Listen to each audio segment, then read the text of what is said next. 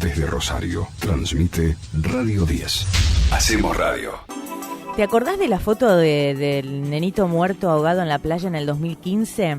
Una imagen que daba escalofríos, que lava la sangre. El nenito de pantalones azules y remera roja, que el mar escupió en las costas libias, ¿te acordás? Era sirio. Se llamaba Aylan Kurdi, de 3 años. Se ahogó su mamá, su hermano. Solo había sobrevivido su papá y escapaban de la ciudad de Kobane, controlada por el Estado Islámico en Siria. Se subieron a un gomón con al menos 17 personas que los llevaba de Turquía a Grecia y en plena noche el bote se dio vuelta, media hora después de haber zarpado, y el mar los devuelve a la playa, a los cuerpos, de la peor manera, la que vimos en la foto. El papá fue localizado inconsciente, lo trasladaron a un hospital cercano y ahí nos enteramos, ¿no?, de esta familia de apellido Kurdi, que había buscado asilo en Canadá, donde reside Tema, la hermana de Abdullah Kurdi, una peluquera que vive y trabaja en Vancouver. Pero ¿qué pasó? Las autoridades de Canadá le habían negado la residencia. Tema, la tía del nenito de 3 años, contó a la prensa que intentó por todos los medios ayudar a su familia para que logren asilo en Canadá. Ella dijo: yo estaba intentando patrocinarles, mis amigos, mis vecinos me ayudaron con los depósitos bancarios, pero no pudimos conseguir sacarlos. Por eso se subieron a un bote. Yo incluso les pagaba el alquiler en Turquía, pero es horrible el modo en que tratan a los sirios ahí. Siria tenía, antes de que comenzara esta guerra civil en marzo de 2011, más de 22 millones de habitantes. Siria es el país conocido como el origen de la civilización en el año 9000 a.C.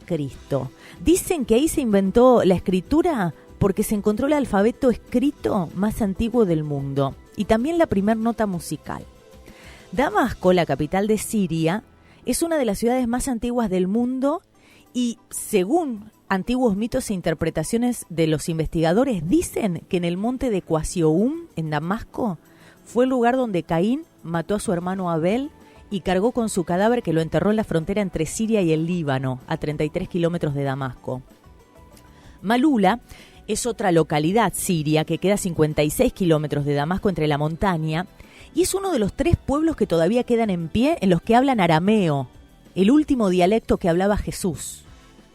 Alepo, otra ciudad siria, fue el centro industrial y financiero del país. Era la ciudad más poblada y es considerado uno de los principales centros de la música tradicional y clásica árabe.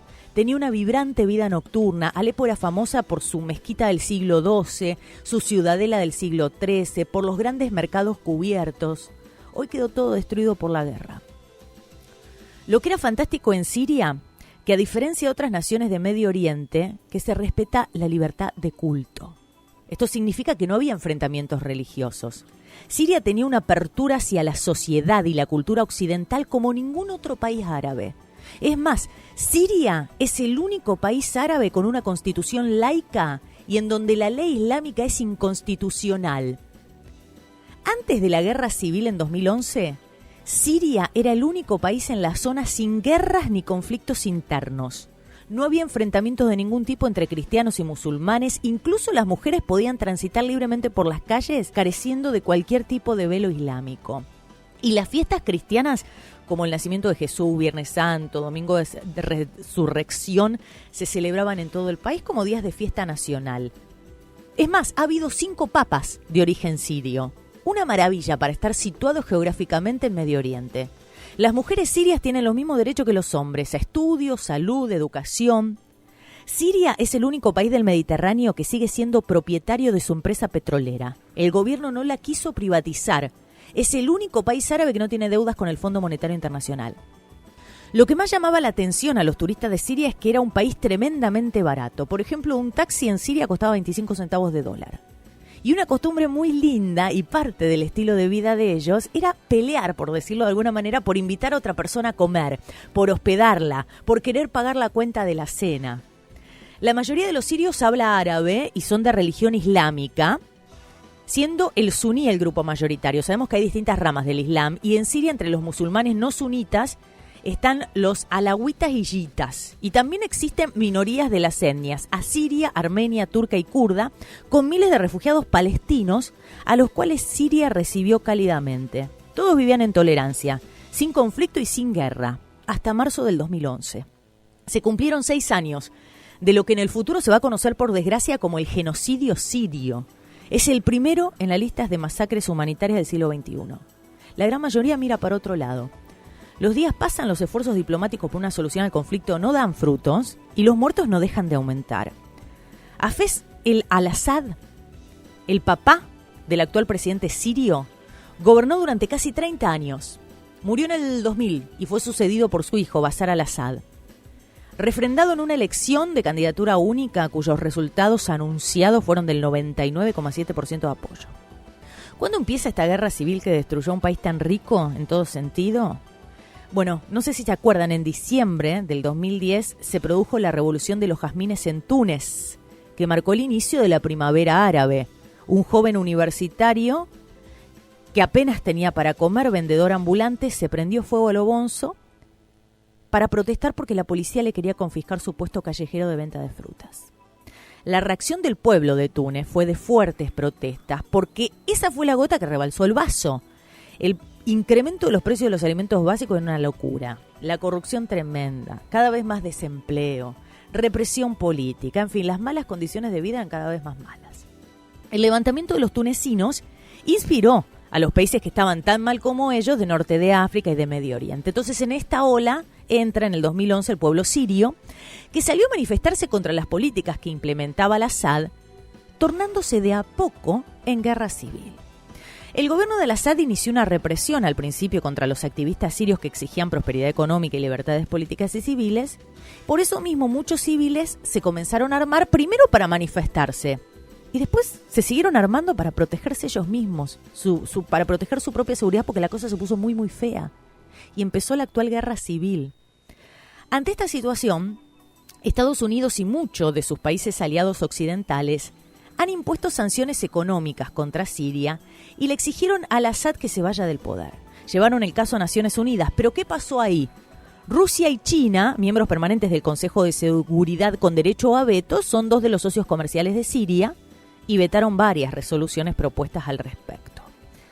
En septiembre del 2013 se produjo un ataque químico mortal en Siria que casi provoca una intervención militar. Entonces Obama, presidente de Estados Unidos, estableció que si al-Assad quería impedir un ataque norteamericano, no tenía que traspasar la línea roja.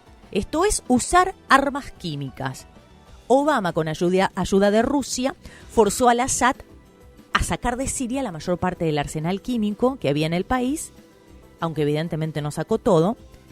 Y fueron pocos entonces los asesores de política internacional de Obama que estaban de acuerdo. Decía que había que agredir, que al-Assad transgredió una regla que está vigente desde la Primera Guerra Mundial, cuando la guerra química fue usada por primera vez de manera extensiva, y que había que actuar. Obama quedó contento porque pudo imponerse ante el establishment norteamericano y no invadir. En el 2014, al-Assad se postuló y ganó por tercera vez la presidencia en medio de un sangriento enfrentamiento para que deje el cargo. Cuando digo sangriento enfrentamiento, hablo de torturas, asesinatos, fusilamientos, violaciones, saqueos perpetrados por los dos bandos, por el bando gubernamental y por el bando rebelde apoyado por Estados Unidos y Arabia Saudí. Se han comprobado que estos crímenes empiezan a ser una violencia cada vez más extrema, sobre todo desde que entra en escena Estado Islámico. ¿Cuándo ocurre esto? ¿De dónde salió Estado Islámico? Bueno, cuando Estados Unidos, después de la guerra de Irak, retira las tropas de su territorio, gana fuerza esta facción terrorista.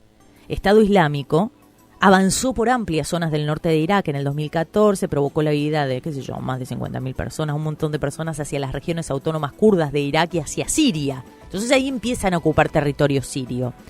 El rumbo de la guerra dio un fuerte viraje, puesto que Siria tiene que recurrir al poderío de sus rivales para defender su propio territorio. Y abre así la puerta a bombardeos de los Estados Unidos contra Estado Islámico. Desde el 23 de septiembre de 2014, la aviación norteamericana bombardea las posiciones terroristas con la ayuda de la Marina y aviones de guerra incorporados a la coalición internacional contra Estado Islámico. Donald Trump había dicho que en asuntos internacionales no se iba a meter. Estados Unidos primero, dijo. Es más, en octubre, antes de asumir la presidencia, dijo: al-Assad no me gusta para nada, pero está terminando con el grupo islámico. ¿Qué pasó? Al-Assad atacó aparentemente con armas químicas a civiles y dejó 86 muertos la semana pasada. Estados Unidos hace entonces a los 77 días de la presidencia de Trump, la primera intervención militar extranjera contra el Assad y generó una crisis geopolítica de imprevisibles consecuencias. Rusia e Irán son aliados de Siria y calificaron el bombardeo de irresponsable e idiota. Putin suspendió el memorándum de cooperación militar con Estados Unidos en Siria para compartir información en la lucha contra Estado Islámico y envió su navío más moderno con misiles a la base militar de Tartus, en la costa siria. Dmitry Medvedev, el premier ruso, dijo: la represalia de Estados Unidos en Siria es una acción al límite del conflicto militar con Rusia. Por eso muchos hablan de Tercera Guerra Mundial. Putin teme que con sus imprevisibles reacciones Trump decide ahora volver a cubrir el enorme vacío creado en esta región por el repliegue decidido por su antecesor Barack Obama. Y además, lo que hizo Trump de sancionar de manera unilateral al protegido de Moscú sin mandato de Naciones Unidas ni respaldo de los aliados, ridicularizó a Putin. Israel, Turquía y las potencias europeas respaldaron la decisión del presidente de Estados Unidos. El politólogo Atilio Borón y varios analistas dicen que Donald Trump inició una guerra para construir consenso interno, que apeló a este recurso que es tan viejo como efectivo. Ahora, ¿por qué? Bueno, Atilio Borón dice y da varias razones. Dentro de la política interna de Donald Trump, está siendo acosado por sucesivas derrotas en el Congreso con el rechazo al proyecto de eliminar el Obamacare. El tema de los vetos que le aplicó la justicia a la inmigración de países musulmanes. La tasa de aprobación a su presidencia cayó del 46 al 38% en un par de semanas nomás. Un sector de su partido, de los republicanos, lo acosa por izquierda por sus pleitos con otros poderes del Estado y por sus extravagancias políticas y personales.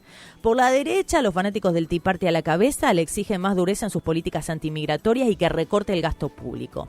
Y en el plano internacional las cosas no pintan mejor. Malas relaciones con Angela Merkel, que lo estuvo visitando a Casa Blanca. Una exasperante subviaja en la relación con Rusia que acaba de empeorar. O al menos esto parece. Y un vínculo con China que no se sabe para dónde va a ir. Básicamente, y la teoría que más cierra en este tablero internacional, que se está modificando y que sorprende cada día con nuevos hechos, es que a Trump le falta demostrar capacidad de gobierno, que más allá de toda la pantomima y el teatro que él hace, no lo logra.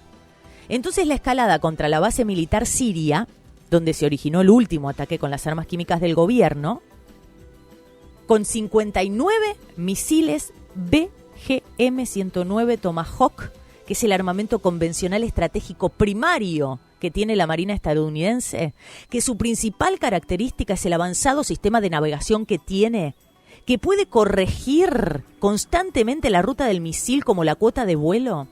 Mide 6,25 metros, tiene un alcance de 2.500 kilómetros y logra alcanzar por otra parte hasta un máximo de 15 blancos preprogramados. Tiene un peso máximo en el momento del decolaje de 2.500 kilos. Este misil, el Tomahawk, cuesta $800.000. Saca la cuenta, $800.000 por 59 que tiró Donald Trump son $42.200 millones.